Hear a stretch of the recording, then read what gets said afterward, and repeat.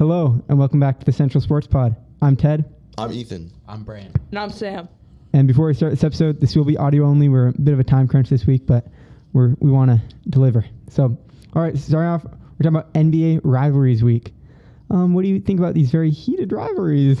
Horrible. Half of them just don't make sense. I don't know why. I don't know who chose these rivalries. I don't know really what was up with it. It's a bit odd. I would agree. I don't really understand Nuggets Bucks. I don't really understand Pistons Rockets. You're a Pistons fan, do you? I don't think we've really had much competition with them in a long time, you know? Like, bitter rivalry here. Cavs Hornets. Oh, that is a scary one. I would have liked to see him go more with divisional rivals instead of just random teams that we maybe have some history with. I wish NBA rivals had more divisional rivals, like they actually mattered more. I feel like you could also make it more like recent things that there's players matter beef or things that actually matter. They're trying to force this Lakers Mavs rivalry though for no reason. Yeah. And then I think there's a few that are fine, Lakers, Clippers make sense. That should be there, and so but otherwise it's just meh. I like Spurs Rockets.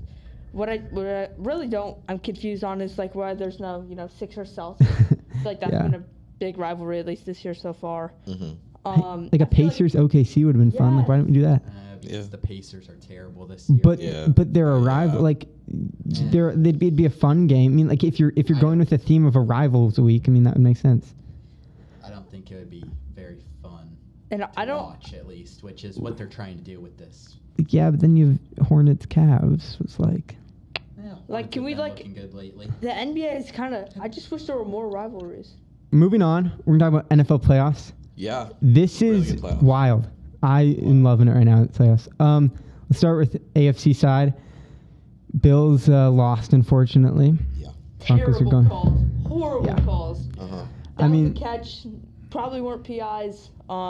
Just want to say it's not my pick. That was bad. Obviously the refs. Well, first of all, I don't think I've seen a player figure out that they broke their ankle that long after. Oh yeah. I promise you, when I said that, I said it was a dumb play call. Just the way he got hit when it happened, and I mean, he did look in pain on the sidelines, so he started hearing the saxophones. Yeah, I think this game. I mean, Broncos won, but did they really win? I don't think they deserve. They don't have a chance of going to the Super Bowl really right now. From the Patriots. I think Patriots are. It might be ugly. They just injured their star QB. There's not much to gain from this. I really think. I mean, obviously, they could go to Super Bowl win it, but is it realistic? No. On a Nick Foles run? No, but Sean McDermott got fired. So what do we think about that? Terrible. I did not like the firing. Didn't really make that much sense, to be honest with you. I like it.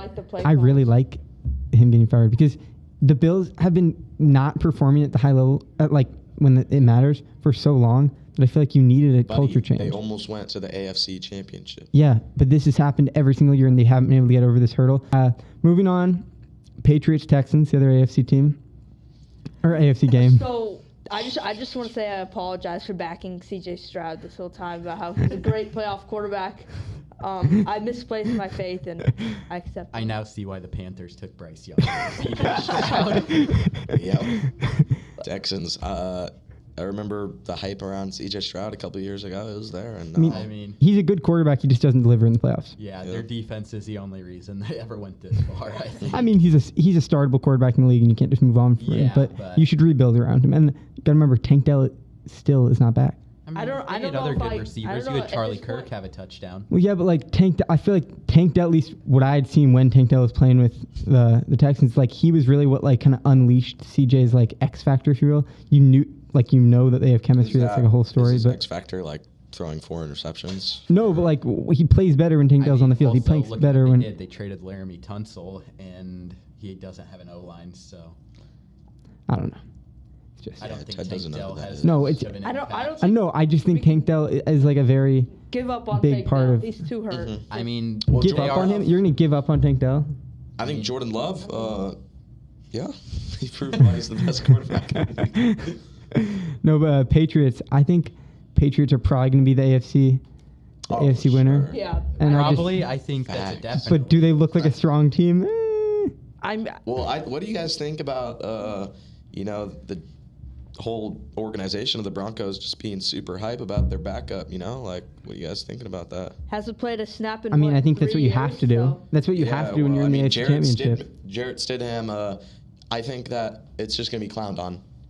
You obviously can't go out there and just make fun of your backup because you got to be hype about him. You're going to the AFC Championship, but I don't think it's going to be a really great game. I agree with that. I just think that hyping up your backup is kind of just one of their efforts to try to make him play better, kind of try to make him feel confident. Well, they're trying to make the fans confident. Yeah, I think you just gotta you gotta take that loss and you just gotta try to do your best and maybe get to Super Bowl. But I don't really think they're trying to hype up this game. It's the AFC Championship. They're not. The whole season didn't come down to this just for it to be a fun wash game. So you can win this game. It is not impossible for them to win the game.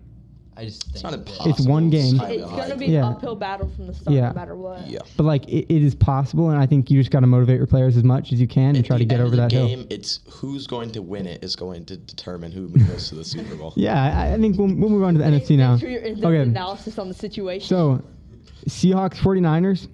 I just want to say I predicted that game, and everybody was hating on me. Everybody was hating on me when I said that. I did not have the Seahawks winning the Super Bowl originally. I had the Bills doing it. I'm not a fully blind Seahawks fan, but I thought the Seahawks would handily win this game, and they did. Everybody hated on me for this. I was the only one who got the correct take last week. Okay. But nice, bro. You want to look fans, so you want your team to First win. of all, you want to look back at all the other dumb things you have said, and especially in this video already, you have said a lot of wrong stuff. But I do appreciate that one person got it right on our crew. Yeah. Brant predicted Bears to win. You predicted the Bears Bills to win. He predicted he predicted Bills to win. No one won that game because neither of those teams are going to go and win the Super Bowl, so we can just but I think Seahawks are a threat. And I think if you don't see it, you're you guys. Well, yeah, Seahawks are obviously a threat. They are the championship threat. Games We're right the now. threat.